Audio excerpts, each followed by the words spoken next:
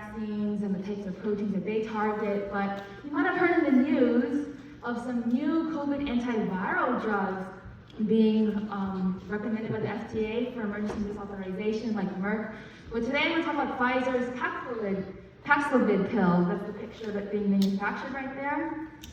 So a couple things. Pfizer, they asked FDA to consider it for emergency use authorization on November 16th. It's these little pink pills. It's very easy. It's like a course of 5 pills, 30 pills over the course of 5 days. And in early trials, it's shown to have 89% efficacy in reducing hospitalization and death. Of course, those numbers might change as the full study results are analyzed. But this is really exciting news. Pfizer has started manufacturing. They're expected to have 80 million courses of treatment available by the end of next year. These are some words on the slide basically saying the same thing that I just told you guys. But I'm talking about this to you guys because this drug is targeting some interesting proteins, not the spike proteins that the mRNA vaccines are targeting. So Paxlovid is made of 2 drugs, these 2 ones. This first one is the main star of the show. It is a protease inhibitor. Specifically, it's going to inhibit SARS 3CL protease, a very, very, very important protease that we will talk about in a couple of seconds. The second drug, ritonavir, is actually an HIV drug. It's also a protease inhibitor, but in this case, its role is actually to prevent the breakdown of the first drug. So what does 3CL protease do? That's what it looks like. Here in the screen cap, I'll go ahead and I know what I want to say. This protease is in charge of cutting up polyproteins into important enzymes needed for viral replication. So we have RNA polymerase, helicase, single-stranded binding proteins, the methyltransfers. You might have heard of all these. Thank you, Dr. Haberson. And so what this drug, it's a very important enzyme. What the drug does is that it's going to target a cysteine residue on this protein that is responsible for the enzymatic activity. Now, we really tried hard to find out how it inhibited. It was competitive, allosteric. We couldn't really find anything on that, but hopefully they release more information about that soon. But that's what the protein looks like. And actually, I took this screen cap from a paper about SARS-CoV, a virus that caused the 2003 SARS epidemic in China.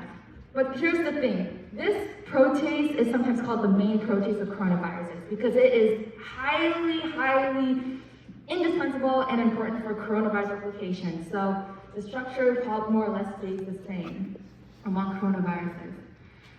Now you guys will be wondering, okay, where in the step is this protease needed for viral replication? Here's a very generic picture of how plus-sense RNA viruses are replicate. All that means is that it injects its genomic material into the cell, and it's just a piece of RNA. Like, it can directly be translated. That's what plus-sense means. And you see the string of protein, the polyprotein? Well, right over here, it's going to be cut up, sliced up into the important enzymes and proteins needed to make new ones. These ones also be involved in transcription to make more of the gene, to make more RNA, to make more coronaviruses. So that is where the protease comes in.